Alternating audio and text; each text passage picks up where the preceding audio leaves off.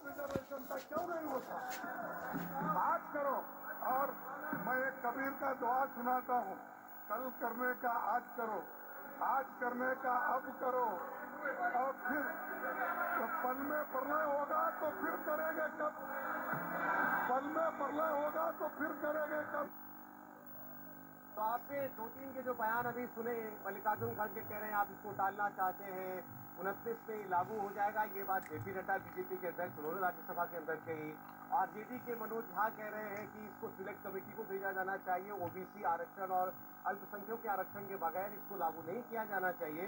हमारे साथ मेहमान जुड़े हुए आज की कुरुक्षेत्र की चर्चा में रितु चौधरी जी हमारे साथ कांग्रेस पार्टी से। रितु जी स्वागत है आपका।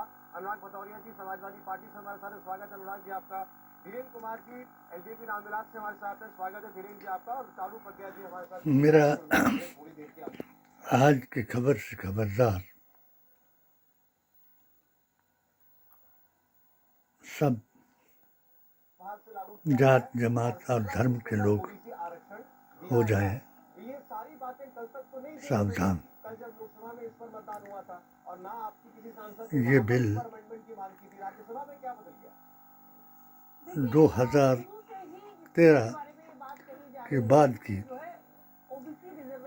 बीजेपी की नीति, नियत और उद्देश्य की तरफ जाता है, और जितने भी इन्होंने जुमले दिए उनका नुकसान इनको ही होगा। हर व्यक्ति भारतीय संविधान के अनुसार अपने अपने धर्म, कर्तव्य और ईमान के मुताबिक राष्ट्र हित में कार्य कर रहा है, और कोई व्यक्ति ऐसा नहीं कि जो अपने धर्म को अधर्म में बदलकर कोई फायदा उठाने की कोशिश करे। ये इनका आरक्षण एक ऐसा तमाशा है, ये भी 80-20 करने का सबसे बड़ा फार्मूला है कि अगर ओबीसी और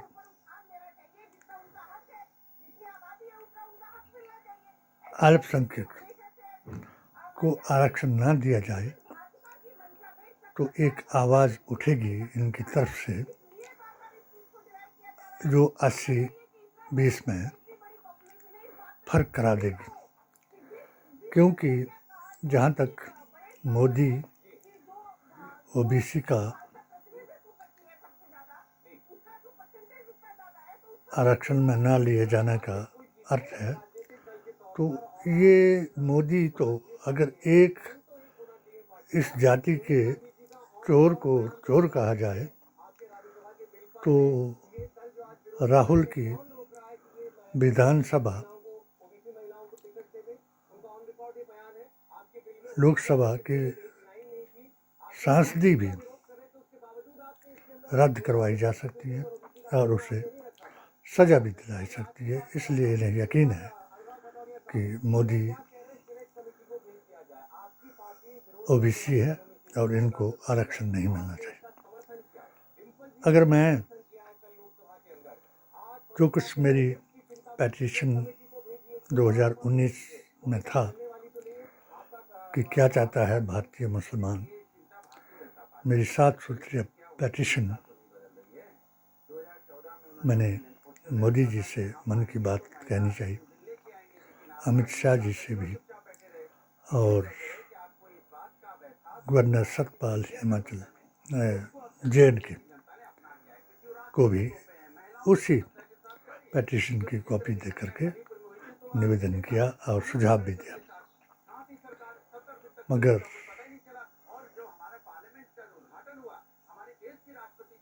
वेदंती जी महाराज,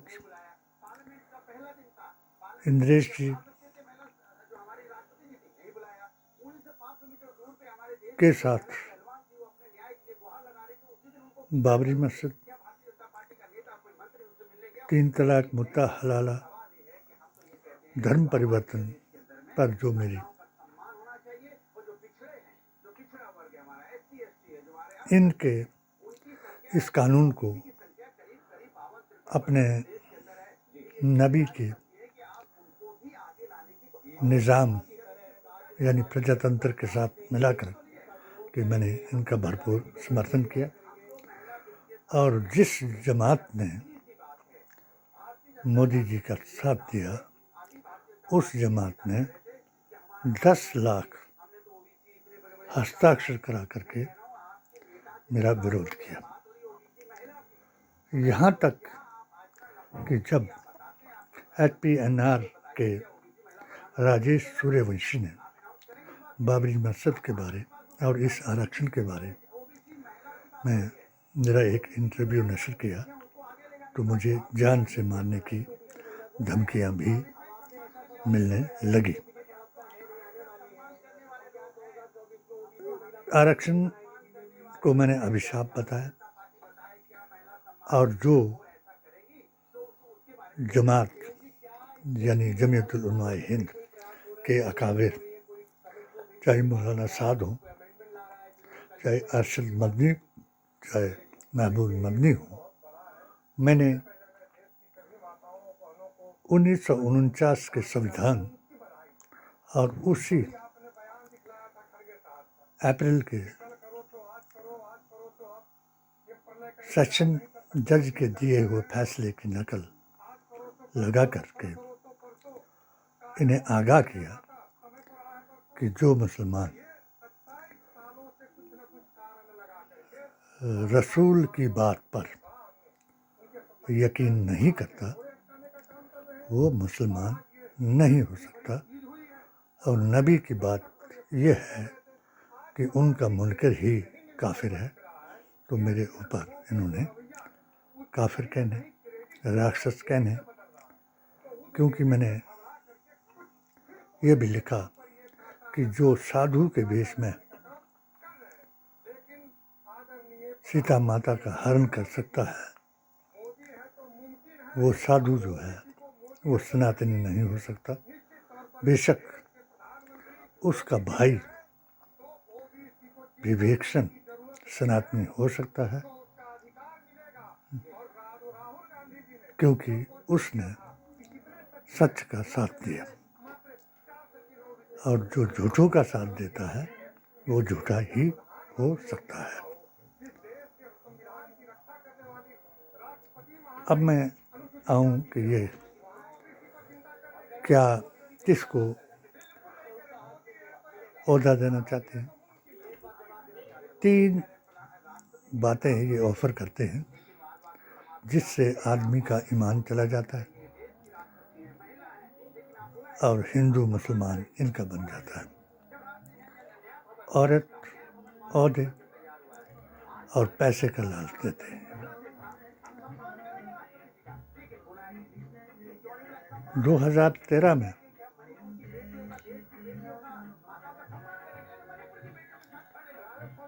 वक्फ बोर्ड के चेयरमैन की बात आई। यही नड्डा जी, अनुराग जी ये जानते हैं और हमने उस वक्त एक आवाज़ उठाई और राजा वीरभद्र सिंह को हिमाचल में अगर कोई भी एक संस्था है कि जो भारतीय संविधान और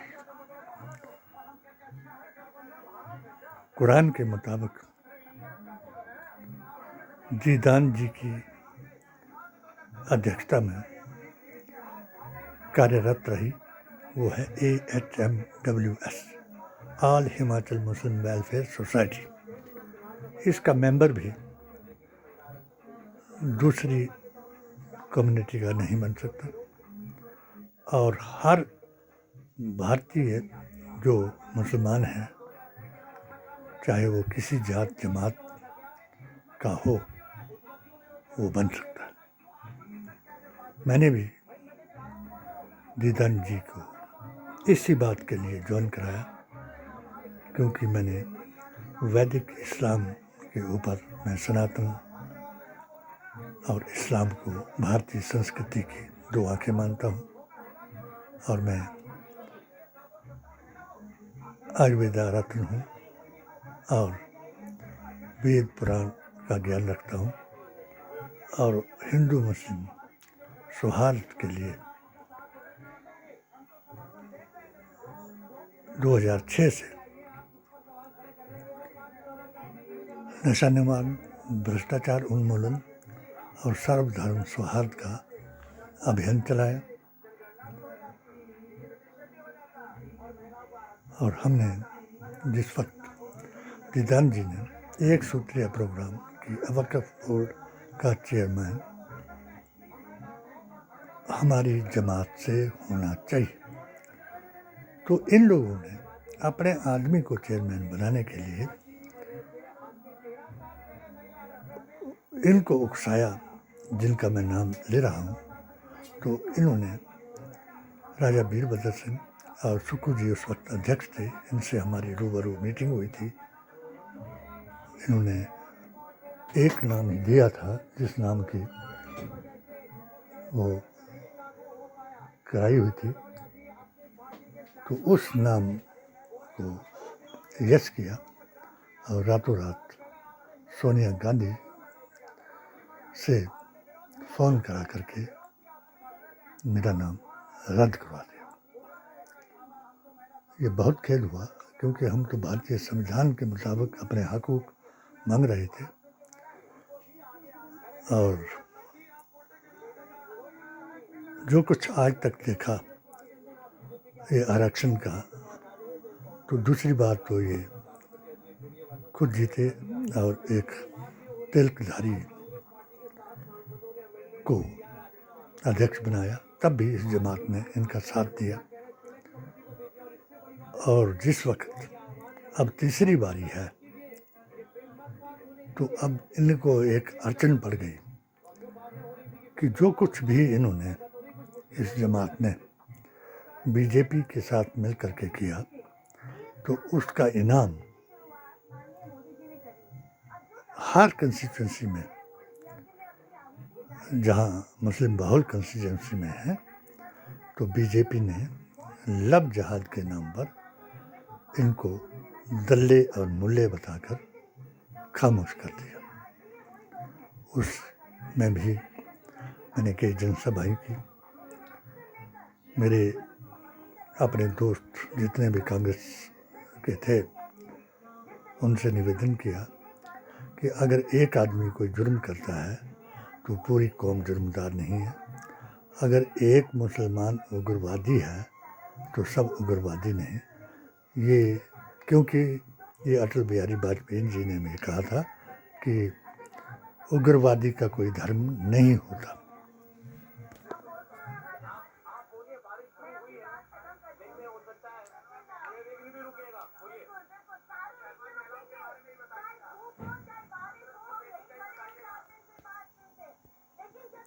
तो ये बहस जो थी, अब भी इनको कोई चारा नहीं रहा कि किस तरीके से अपने आदमी को बीच में डाला जाए। जब मुझे ये राकेश पठानिया जी हैं, जो मोदी मिशन के अध्यक्ष थे, और इन्होंने एक पत्थर पर मेरा फ़ोटो लगा करके, और किसी मुसलमान ने मेरा नाम बता दिया होगा, मुझे हिमाचल प्रदेश मोदी मिशन मुस्लिम मोर्चा का महामंत्री बना दिया, और मेरा पहला साक्षात्कार वेदंती जी महाराज से करा दिया।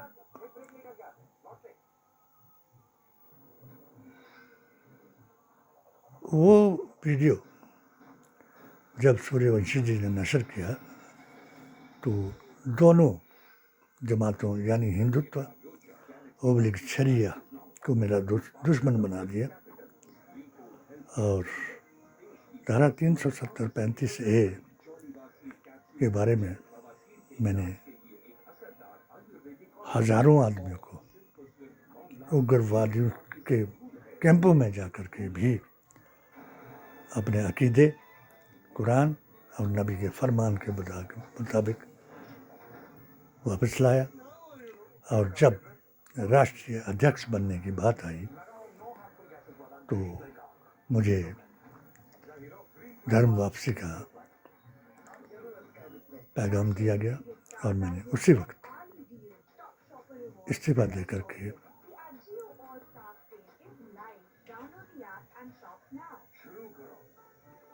राहुल गांधी की यात्रा में जुड़ करके उसी मिशन को चलाया, 3 साल का, यानी सबका साथ, सबका विकास और सबका विश्वास। और भारतीय संविधान के मुताबिक जो आर्टिकल 25 में हर धर्म के आदमी को अधिकार दिए गए, जिसको हमारे नबी की जुबान से सूरह निसा 62 के अनुसार प्रमाणित किया गया। तो उस अधिकार के लिए मैंने पेटिशन दायर करवा दी और अपने सभी लोगों को अपना अकीदा दुरुस्त करने के लिए एक अभियान चला दिया जो सुन्नी सूफी जमात का अभियान है। और करबला के मैदान से जो बचे हुए हमारे आले रसूल थे, हसनी और हुसैनी, ये भारत में आए, वली हिंद कहलाए, बादशाह ने किश्तवाड़ कहलाए, निजामुद्दीन औलियाए हिंद दिल्ली कहलाए। इनके नक्शो कदम पर इस जमात का गठन किया और मेरे अकाबिर कश्मीर से, हसनी में से आदिल हुसैन जिलानी और हुसैनी में से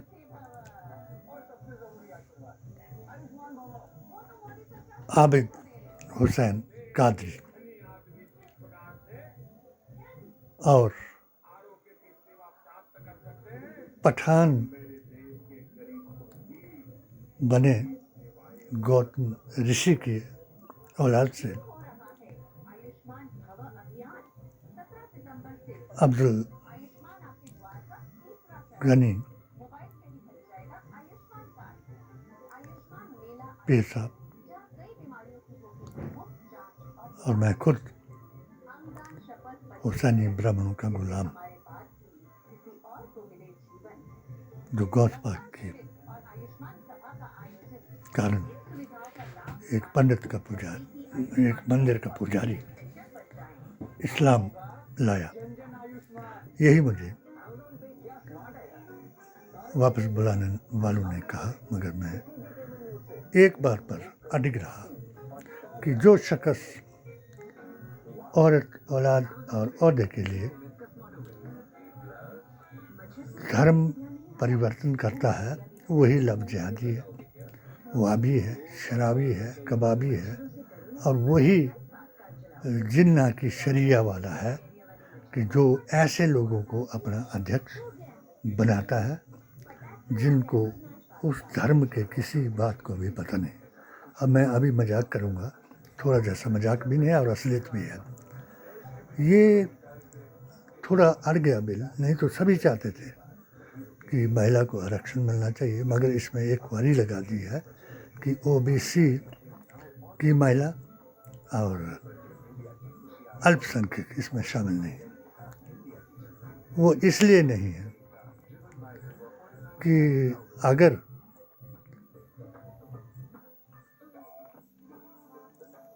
मुस्लिम महिला को आरक्षण मिल जाता है तो ओबीसी का सपना साकार हो जाता है कि वो बुर्के वाली को भी प्रधान बनाने के ख्वाब खा सकता है।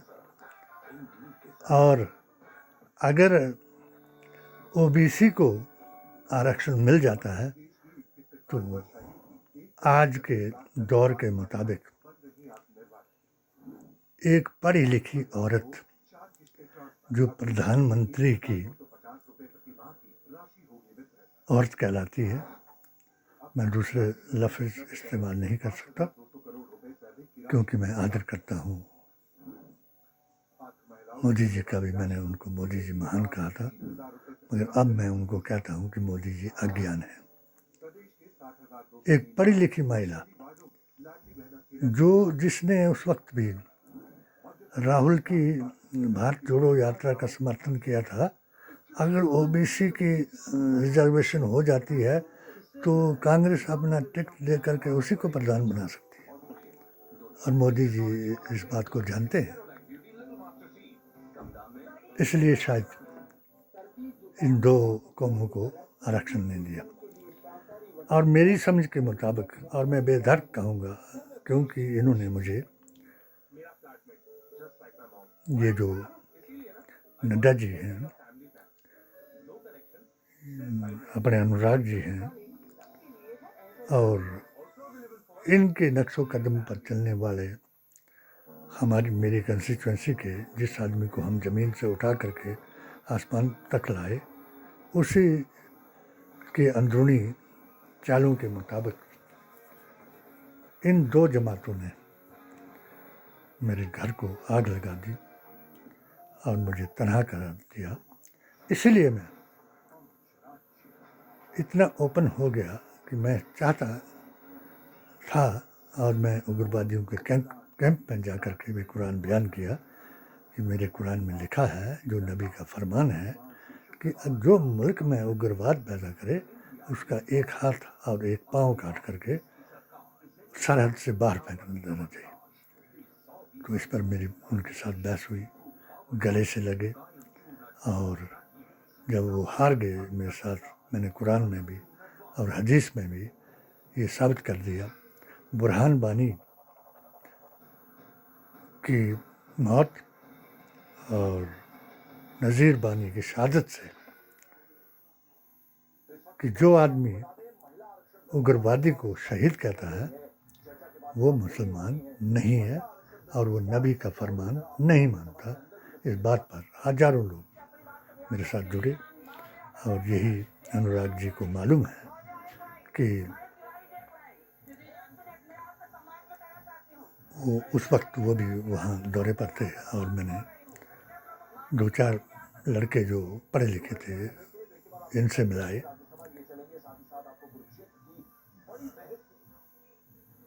और उन्होंने को आज वो कई संस्थाओं के, मुस्लिम संस्थाओं के चेयरमैन हैं, और मेरे अकीदे को वो सर्वप्रिय मानते हैं और इस्लाम मानते हैं, और इंशाल्लाह वो भी अब हमें ज्वाइन करेंगे। जब एक उनकी मजलिस में मेरी शिकायत की गई उग्रवादियों की या आतंकवादियों की या अलगाववादियों की, पदरी की जोत पर, कि ये आदमी जो है ये अनुराग की वर्करी करने के लिए यहाँ आया हुआ है, और उन्हें मालूम था कि अनुराग ने क्या कहा था। अनुराग जी ने कहा दिल्ली में कि गोली मारो सालों को। मैंने एक सचित्र प्रमाण पुस्तिका छपी है जिसको मैंने अच्छे अच्छे ऑफिसर्स को दिया जो देश हित में काम करने वाले हैं, जो कुर्सी को राजकीय यानी गवर्नमेंट की कुर्सी मानते हैं और जो पार्टी की कुर्सी मानते हैं। उन लोगों ने मुझे जलील ख्वार करने के लिए हर प्रयत्न किया, मगर मैं अभी तक जिंदा हूँ। तो ये सवाल किया कि बात तो ठीक है कि जो आपने कुरान से साबित किया, मगर अनुराग जैसे आदमी की वजह से हम अगर इसमें आ जाते हैं तो क्या हमें राहत मिलेगी? मैंने कहा ये मुझे आप बताएंगे कि उसने गाली दी अपने सालों को, जिन्होंने उसके बाप को ही हरा दिया एक मुख्यमंत्री होते हुए। आपके बीच में कोई उनका साला है? इस बात पर मजाक भी हो गया और सब ने कहा, और मैंने जो झूठ बोला, गाली तो अनुराग जी ने किसको दी थी ये सबको मालूम है, मगर जो मैंने झूठ बोला तो वो उनको पसंद आ गया। इसलिए मैं इस बहस में जो राहुल जी के बारे में जिन लोगों ने कहा कि जो राहुल जैसे हैं वही उसको वोट देंगे, तो मेरी समझ के मुताबिक आज पूरा भारत राहुल जैसा बनने की कोशिश कर रहा है। और मेरा अभियान जो ऑल इंडिया सुन्नी सूफी जमात का इन अकाबिर की अध्यक्षता में चलाया हुआ है, वो इंशाल्लाह कामयाब होने वाला है। मैं किसी डर के मारे नहीं कह रहा हूँ, मगर मैं एक बात ज़रूर इनसे पूछूंगा कि जो मैंने उस वक्त आपको एक सूत्रीय प्रस्ताव दिया था और अपनी पैटिशन 7 सूत्रीय दायर करवाई थी, उसके उत्तर में जहां गृह मंत्री लिखता है कि इस पर एक्शन टेकन रिपोर्ट दी जाए और एक पटवारी जेई और पंचायत का सेक्रेटरी उसको कहता है कि गिद्दड़ परवाना है, तो इससे ज़्यादा शर्मनाक इनके लिए कुछ नहीं है और मेरे लिए इससे ज़्यादा यकीन कुछ नहीं है कि इनको सिर्फ इनका सपना था एक, जिस वक्त हम जुड़े थे कि कांग्रेस मुक्त भारत बनाओ, तो कांग्रेस ने जो कुछ हमारे साथ किया था या कांग्रेस को भी कईयों ने धोखा दिया था, उसकी वजह से हम इनसे जुड़े थे। और इन्होंने ये क्लियर कर दिया कि कांग्रेस मुक्त बनाने के बाद 2019 में इनका फार्मूला था कि मुस्लिम मुक्त भारत बनाया जाए। मैं आज भी ऐलान करता हूँ कि जिन वली हिंद 1.25 लाख औलिया की वजह से भारत में दीन आया, उनकी दुआ से ये जो मुस्लिम मुक्त बनाना चाहते हैं, तो सबसे बड़ा सनातनी अगर है तो वो मुस्लिम है। और आदम से लेकर के हम सब सनातनी हैं और सब सनातनी इकट्ठे होकर के इनको अलविदा कहेंगे, चाहे ये कितने भी जुमले फेंकते जाएं। जय हिंद, जय भारत। हाँ जी।